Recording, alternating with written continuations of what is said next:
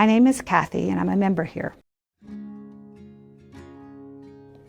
13 years ago, I got this amazing job helping seniors age in place at home. I felt like I was really just ministering to families, even though they were walking through hard places. About 3 or 4 years ago, I began to have a lot of health problems. So I had all my doctor appointments, then all my husband's doctor appointments, plus managing this really busy nursing office. And honestly, I felt like God was kind of getting squeezed out of my life, but I was still ministering to people. So I thought, we're good, we're connecting with me just dashing around the corner. But then, as many of you know, after cancer treatment, emotionally, physically, a lot of things, I couldn't continue my job. And I just was really broken. And as I was working to reconnect to God, God gave me this verse. It was Psalm 107:2.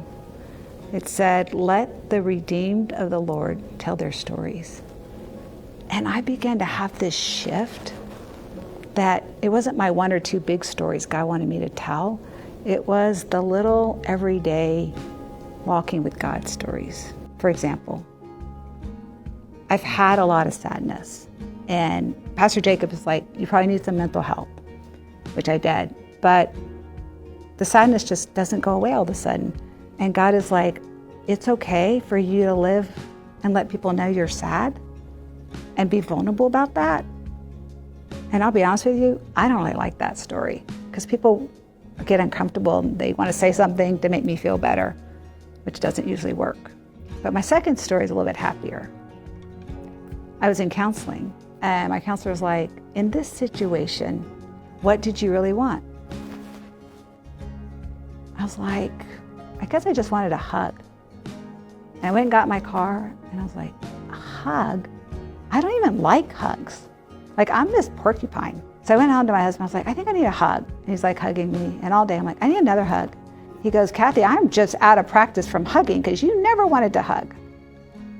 And then God just showed me that I really was a hugger. It's just because of trauma and this broken world. I never had that. But God is like, you need to learn to start hugging because that's part of me coming and loving you through other people. So I'm not very good at it. You're gonna have to help me if you're gonna come give me hugs. And my last story happened around Valentine's.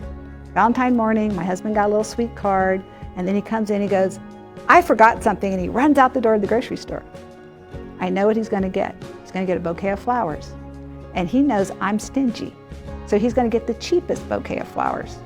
And the next day, I'm having my quiet time, and God's like, I'm not stingy with my love, and I want you to go to Walmart, and I want you to buy the biggest, most expensive, tons of bouquets, get more vases, fill your whole house with flowers, because I want you to know that even in this hard time, my love is really abundant. So I'm walking around just like crying, because it's like God is showing me physically what sometimes I don't feel. And then I tell my friends and other people, and they're all giving me flowers and hugs, and it's just a reminder of God's love. And I want to challenge you about your stories, because there are people that need to hear your story in your family, in your small group, and even out in the community. And God can help us naturally just tell those stories and bring people to God. So I hope if you have any trouble with that you'll talk to a pastor or come find me, and maybe even we'll share your story on the big screen and mine your life for those stories.